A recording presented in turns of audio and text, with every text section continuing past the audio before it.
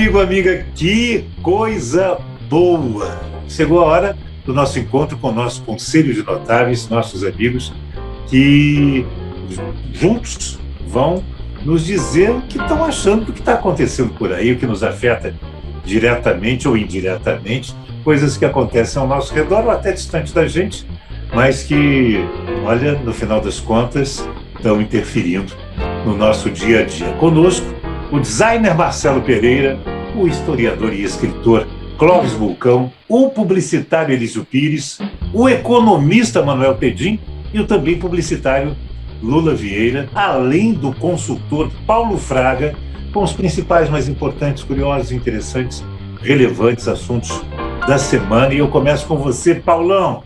Se ligou em que na semana que passou, rapaz? Eu continuo um pouco atento, ou bastante atento a essas questões da guerra lá com a Ucrânia, né? Todos os bons motivos que vocês conhecem, ou todos conhecem. Fiquei muito impressionado com o desenrolar agora recente das eleições na Colômbia, né? Em que lá se colocou objetivamente os radicais de esquerda com radical de direita. Esse que ocupou um espaço para o segundo turno com uma estratégia notadamente de redes sociais, né, que lembra muito tudo que tem se passado por aqui, né, e acho que a gente pode ter lá um péssimo exemplo do que eventualmente possa estar ocorrendo por aqui. E, por último, a despedida do querido Milton Gonçalves, que era uma figura extraordinária sob todos os aspectos. Eu acho que é basicamente isso. Lula Vieira, e você? Se ligou em que na semana que passou, meu caro? Eu faço coro com a despedida do Milton Gonçalves. Foi meu amigo pessoal, eu tive uma relação bastante próxima dele, não só trabalhando, como convivendo como amigo, e acho que foi uma das figuras mais extraordinárias que eu conheci. Não só como ator de grande qualidade, como conhecedor técnico da profissão dele, mas como ativista político, uma pessoa realmente extraordinária. Um bom diretor, um excelente ator e um bom político, inclusive candidato derrotado a prefeito do Rio de Janeiro. E foi diretor da Rádio Nacional, foi muita coisa. Foi sempre, a vida inteira, diretor do Sindicato dos Artistas de Teatro, onde ele lutou muito pela profissão, pela classe, e principalmente pelos negros dentro da profissão de inclusive, artista. Lula, foi o primeiro Papai Noel negro que eu me lembro. Foi. Continuando, é claro, acompanhando a guerra com todo o medo que esse acompanhamento traz. É isso. Elísio Pires, você se ligou em que na semana que passou, meu caro? Olha, tem uma notícia que eu achei muito importante que está circulando nas redes, não sei se ela realmente procede, que o Cláudio Castro está buscando uma mulher para vice.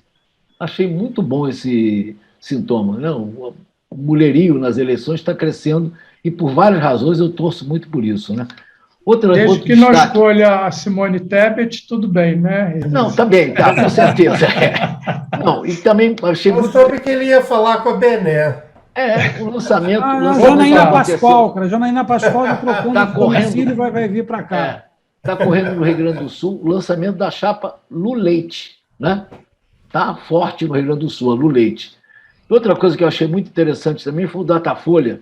70% dos entrevistados rejeitam a ideia de que armas trazem mais segurança. Acho que isso é uma meditação importante para esse momento que nós estamos vivendo.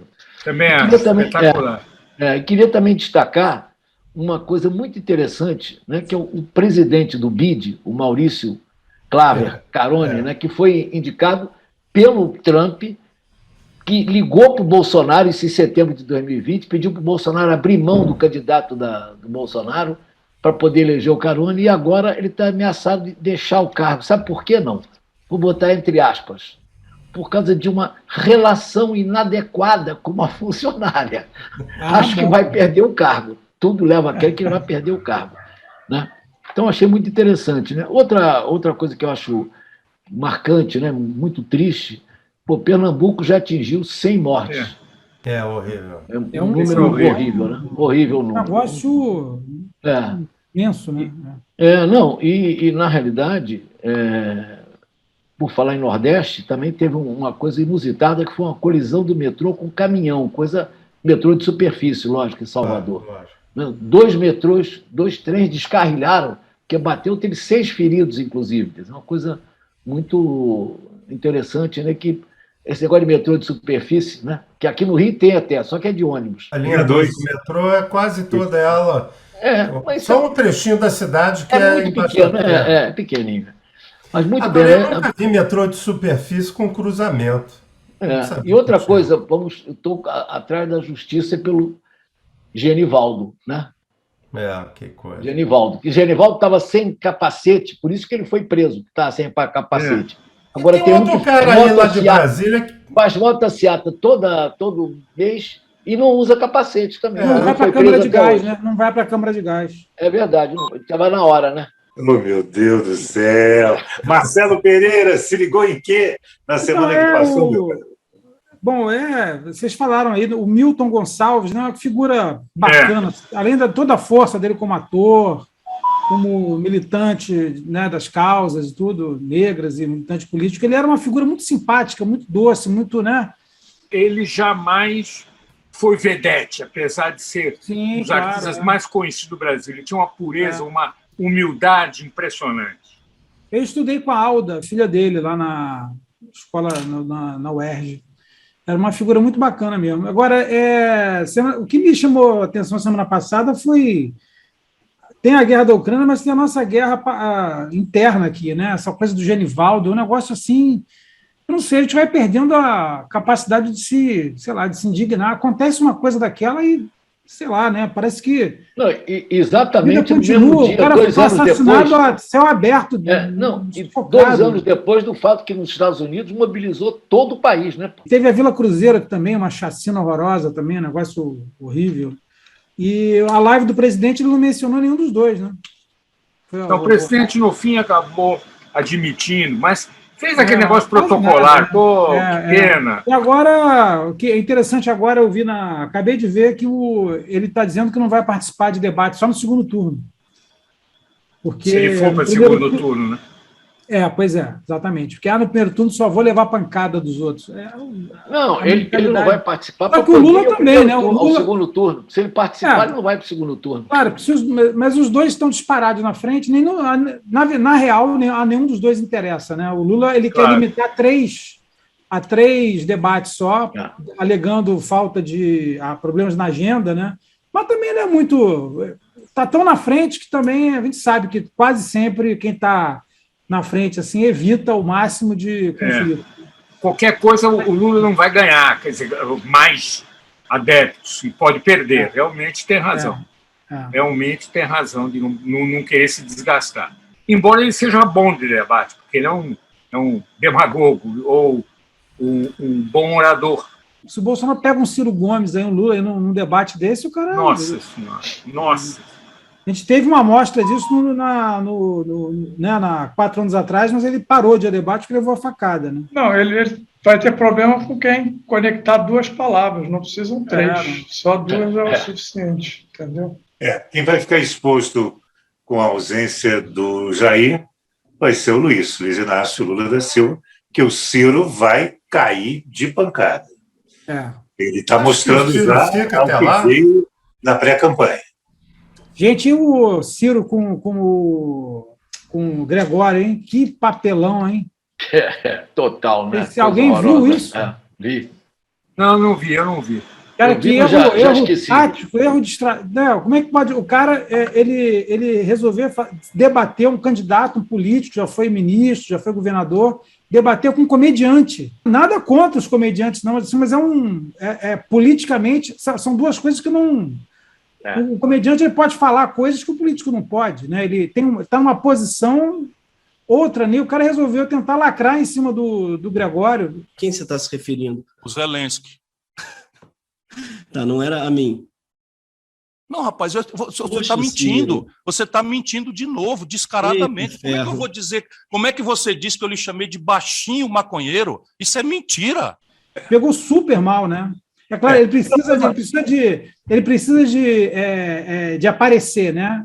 De se expor, para, né, ter mídia e tal, mas provavelmente é tudo mídia negativo para ele, né? Não pegou nada bem. Assim. Gregório é muito inteligente, intelectualmente preparado, mas é mal feito um pica-pau. Então, é claro, Mas é a função dele, né? Como a função dele, pô. E ele é lulista, né? Então ficou mais difícil ainda, enfim, não tem... Isso aí. Complicado.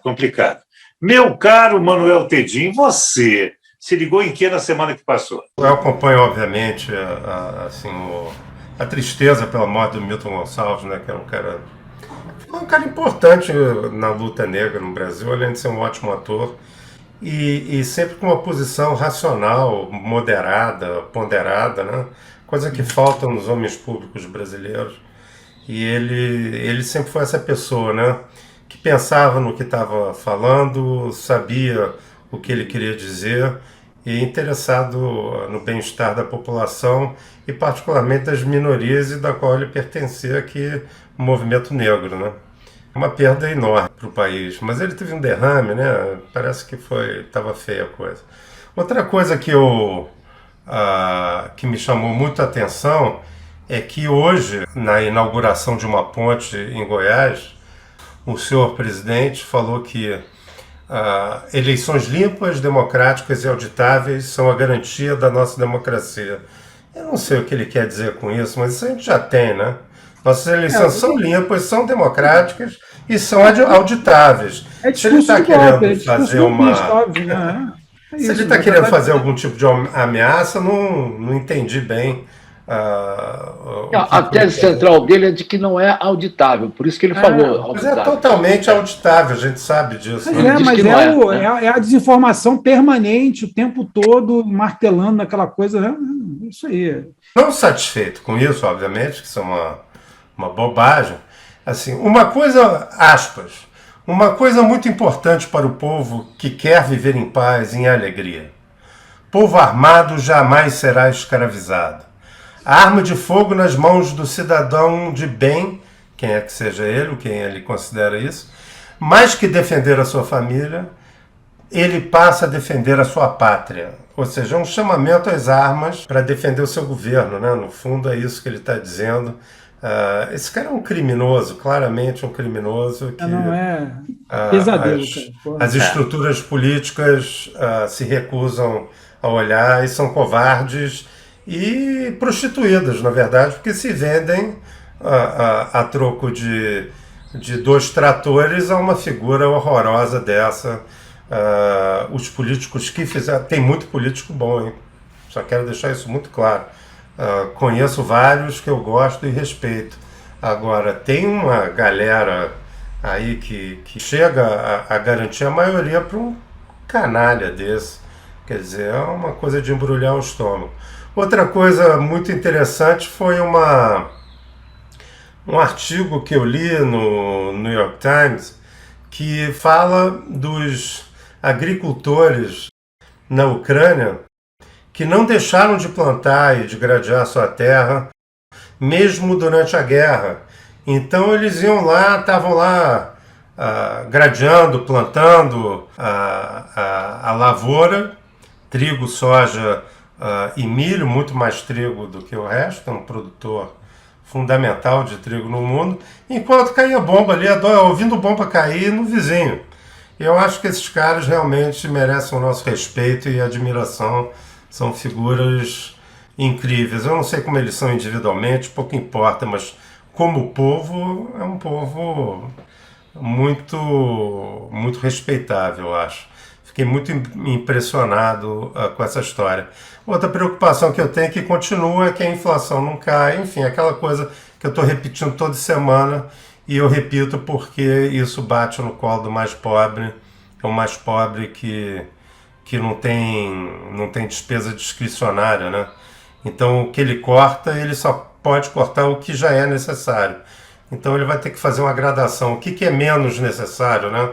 O que eu posso abrir menos, abrir mão e sofrer menos? É uma tragédia. Clóvis Vulcão, e você se ligou em que na semana que passou? Rapaz, vocês sabem que eu estou a minha preocupação é com essas notícias que começam a pipocar, mais em São Paulo do que no Rio, de um possível desabastecimento de diesel no país. Essas notícias elas estão vindo com certa frequência, notinha aqui, notinha ali, e a gente percebe que o atual governo não dá bola para isso, fica com questões ideológicas em relação à Petrobras, falando um monte de sandices e ignorância. Então, eu acho que, Manuel Tendini, se não tiver esse problema de falta de combustível, aí a gente vai ter um problema de preço de alimento, enfim, aí a vaca a vaca que já está muito no brejo, eu acho que ela vai até o pescoço, né? E vou contar um caso também, que envolve política, e o Milton Gonçalves. Eu acho que foi em 2013, a Fátima Bernardes me chamou no programa dela e ele estava participando. E aí teve um momento que eu comecei a falar mal do Lula da Silva, não do Vieira, sem citar o nome. Sem citar o nome. Sem citar o nome do ex-presidente. Eu só falava assim, porque tem um ex-presidente aí, e eu falava coisas assim, né? Aí ele me deu um esporro, imagina, ao vivo. Professor, só tem que ter coragem de dizer, o senhor está falando do Lula. Então eu passei por esse momento de tomar um esporro do Milton Gonçalves ao vivo para todo o Brasil. E eu vou dar mais uma dedada naquilo que o nosso professor, nosso escritor, diz com relação ao Lula. Ninguém deu nome, vamos dar nome. Foi o Lula e o Maluf. O Lula falou que o Maluf era isso, era aquilo, xingou mãe, xingou todo mundo, e depois o Maluf, perversamente ou não, fez questão de encontrar-se com ele na casa dele. E o Lula foi. Entre nós ele tinha razão, né, Cláudio? Tinha. Eu fiz muito tempo Haroldo Barbosa, membro do comentarista do Haroldo Barbosa, com o Milton Gonçalves. Haroldo de Andrade, Haroldo Barbosa, não, é Haroldo de Andrade. Estou bem. Haroldo de Andrade na Tupi. Haroldo Barbosa... Não. Haroldo de Andrade na Globo. Era na Globo, ali na Glória. Na Glória. Participei do programa há uns 2 anos. Né? Eu tinha Milton Gonçalves e Borjalo como colegas de júri. Borjalo, era muito divertido. Cartunista? O cartunista. Meu Deus! Ele estava lá porque ele foi muito importante no esquema Globo, que ele era o grande assistente do Boni, né? Fazendo o Globo como organização. E ele fazia tudo para o Boni, inclusive falsificava a assinatura do Boni a pedido para o Boni não ter que preencher cheque e tal. Ele aprendeu a escrever Zé Bonifácio e assinava o cheque. Trabalhava com o Walter Clark, né? Não era com o Rony Boni, não. Né? O Rony Quinto trabalhou com o Walter Clark? Claro. Mas não fazia nada, né? Nada. Era assistente para filosofia, essas coisas que ele era um gênio. Ele que inventou isso, não foi? Que inventou o nome Aspone? Associou de porra nenhuma, não foi? Foi. Ele foi... O grande momento do Rony Quinto foi quando ele foi atropelado na porta do restaurante e foi jogado, porta do Antônio, né? Ele foi jogado longe. E todo mundo correu. Daí ele se levantou, limpou a roupa e disse: porra, vocês nunca viram o Super-Homem? Genial! Mas ele era uma figura... bêbado, ele ficava muito violento. Né? Ele começava bem e depois ficava agressivo. Lula, aproveita que está com a mão na massa. Vamos ler o quê nesse final de semana e a semana que chega? Eu recomendo com entusiasmo 2 livros. Um é de um amigo meu, desde que ele era criancinha. Quando eu digo criancinha, era criancinha mesmo, já era gênio. Tanto que uma vez ele dormiu na cadeirinha dele e nós todos rimos que ele estava dormindo. Ele começou a babar, né? E a gente explicou para ele: além de tudo, você baba. Ele disse: todos os gênios babam. Isso com 5, 6 anos de idade. E eu estou falando do Guilherme Amado, filho da minha querida Bel e sobrinho da Ana Maria Ramalho, minha irmã. E ele está lançando Ele se transformou num jornalista muito importante, trabalhou no Globo, trabalhou no Agora, trabalhou em vários lugares, agora está no portal Metrópolis e lançou Sem Máscara, um retrato bastante circunstanciado do que significa o governo Bolsonaro. Já que falamos do governo Bolsonaro, eu lembro que a Márcia Tilbury está lançando Ridículo Político, onde ela faz um alerta importante, que há um movimento organizado de ridicularizar a política, onde os políticos participam. Ela encara, como escritora, como socióloga, como psicanalista que ela é, um currículo maravilhoso. Ela diz o seguinte: os políticos internamente não são aqueles palhaços que aparecem. Eles são, na realidade, pessoas que estão cumprindo o papel. Desmoralizar a política para que ninguém discuta a política com seriedade e eles possam continuar na farra que eles fazem dominando o país. É uma posição. Márcia Tilbury, Ridículo Político, e Guilherme Amado, o Sem Máscara, sobre o governo Bolsonaro. É isso que eu recomendo. São 2 livros. Bom. Marcelo Pereira, e vamos ver o quê? Telão, telinha, nos próximos dias. Semana passada eu falei do Homem do Norte, né? Isso. O Paulo, eu assisti, viu? Eu gostei desse filme.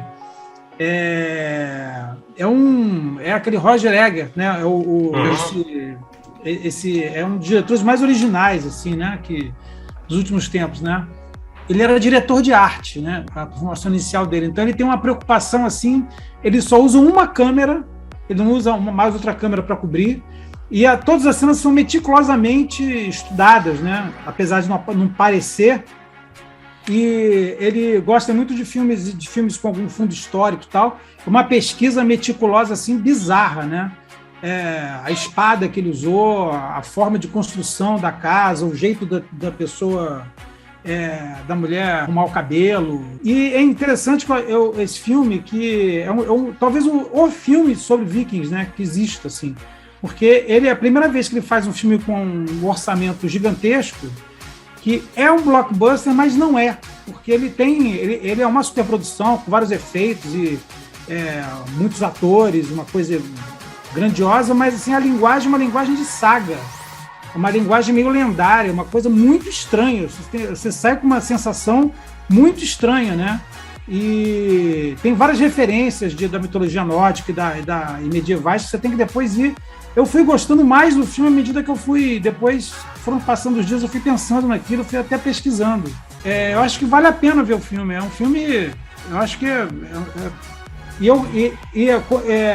entrando de carona no Lula, no livro, na indicação de livro, eu baixei no Kindle um livro, porque esse filme ele fala da história original do Hamlet, né? É o Hamlet dinamarquês medieval, que é baseada num autor medieval chamado Saxo Grammaticus. Eu baixei esse livro na Amazon para ler. E aí? É interessantíssimo, né? Assim, tem outras histórias, né? Tem as histórias pregressas do Hamlet, que não é o Hamlet, é outro nome, né? Um pouquinho diferente. E eu não cheguei no Hamlet ainda, mas eu estou lendo, enfim.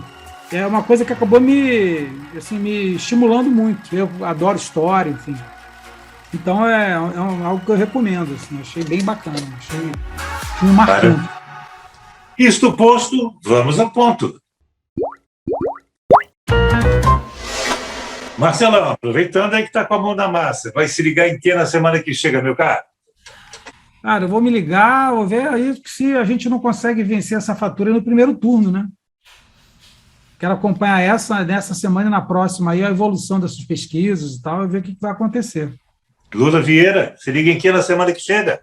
Concordo com o Marcelo, eu estaria acompanhando a situação política no Brasil, muito preocupado com o fato de que eu estou trabalhando, fazendo o possível para que a gente não tenha a continuidade desse desastroso governo atual. Essas reações dele estão cada vez mais preocupantes e cada vez mais, traz um sentido de de raiva, de impotência. O que ele fala a respeito dos acontecimentos da polícia, realmente ele faz mal para o Brasil e faz muito mal para mim, particularmente. Clóvis Bulcão, vai se ligar em que na semana que chega? Eu vou muito preocupado não só com o Brasil, mas com o avanço da extrema-direita na Colômbia, né? Houve um resultado inesperado, porque um velho, né? Um velho que faz coisa em TikTok, né? E já declarou uma vez que admirava Hitler, né? E depois ele falou, não é Hitler, não, é Darwin. Ele tinha confundido ele tinha feito uma pequena... São muito parecidos. Eu também faço sempre essa confusão. É a mesma coisa. Mas é situação normal. Claro. E tem esse, né? Esse senhor na Colômbia e na Argentina tem um candidato de extrema direita também, Javier Milei, que foi semana passada considerado no principal programa político de Buenos Aires, da Argentina, o PPT, Periodismo para Todos, é o boludo da semana, Javier Milei. E por que ele foi considerado isso? Porque ele prega o uso de armas, que nem todo mundo aí da extrema esse discurso que a gente conhece bem aqui no Brasil, né? Então, horror, né, nessa gente. Horror. Paulo Fraga, se liga em que na semana que chega? Eu estou na linha do que o Clóvis comentou. Eu acho que essa questão política lá na Colômbia a gente tem que estar atento por conta do pau que dá em Chico, dá em Francisco. Esse ambiente interno nosso que é muito ruim, né? Eu aqui espero apenas que as instituições funcionem da maneira como devem e não estão ainda na sua plenitude.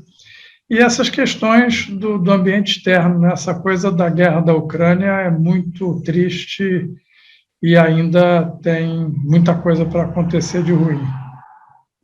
Elísio Pires, se liga em que na semana que chega? Não vou me ligar em nenhuma candidata a presidente da República.